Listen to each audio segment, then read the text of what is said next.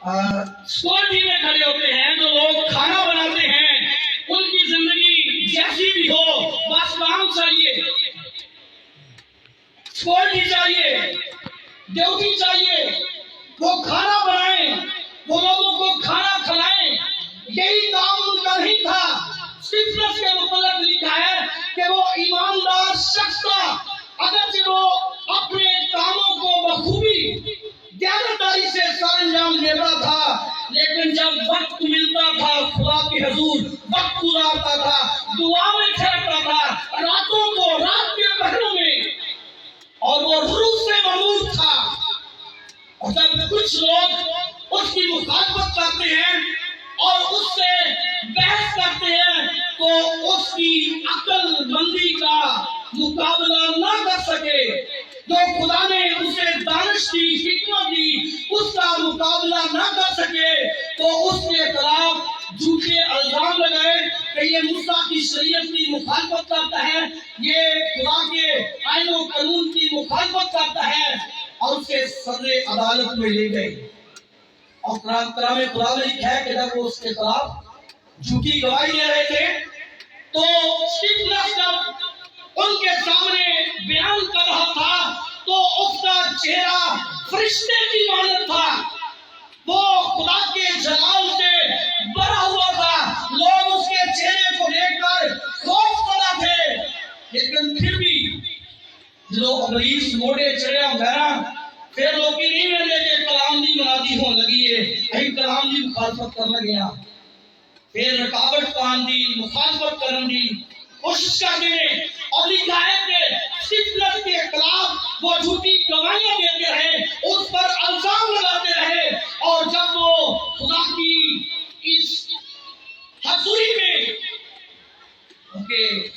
لکھا ہے جان تیرے تک کی وفادار ہے تو میں تجھے زندگی کا، جب وہ اس وفاداری کو نبھا رہا ہے، لوگ جھوٹے الزام لگا رہے ہیں اور اس کا وقت قریب ہے کہ اسے یسوع کے لیے سنسار ہونا پڑے، تو وہ خدا کی حضوری میں خدا نے اس کی روحانی آنکھیں کھولی، جب اس پر تانوں کی بچھاڑ، مینوں کی بچھاڑ، جھوٹے الزام کی بچھاڑ ہو رہی تھی، تو وہ کہتا ہے میں آسمان کو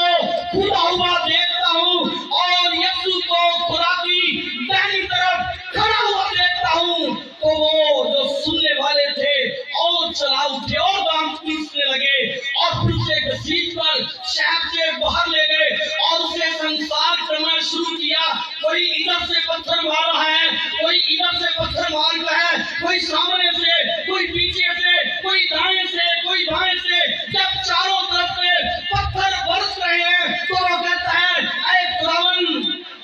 انہیں معاف کر، اے خداوند انہیں معاف کر، لوگ پتھر مار رہے ہیں لیکن وہ معافی کا درس دے رہا ہے، وہ معافی کی دعا مانگ رہا ہے، اور پھر کلام خدا میں لکھا ہے کہ ان پتھروں کی بچھاڑ میں وہ گھٹنوں کے بل جھک جاتا ہے اور کہتا ہے اے خدا میری روح کو قبول کر، اے خدا یہ گناہ ان کے سر میں ڈالا، جو مخالفت کرنے والے ہیں ان کے سر میں یہ گناہ نہ ڈالا، اے خدا انہیں معاف کر۔ میرے عزیز، جب کوئی پورے طور پر خدا کے قریب ہو جاتا ہے، جب کوئی خدا کی نزدیکی حاصل کر لیتا ہے تو اسے جان کی پرواہ نہیں ہے، اسے جانوں کی پرواہ ہوتی ہے، اسے جان کا نذرانہ تو دینا پڑتا ہے لیکن جانوں کی فکر کرنے والا ہوتا ہے۔ میرے عزیز، کلام خدا میں ہمارے لیے آج یہ درس ہے کہ جو دکھ تجھے سامنے ہوں گے ان سے خوف نہ کر، جان دینے تک بھی وفادار ہے تو میں تجھے زندگی کا تاج دوں گا۔ میں نے سادھو سندر سنگھ کی کتاب پڑھی،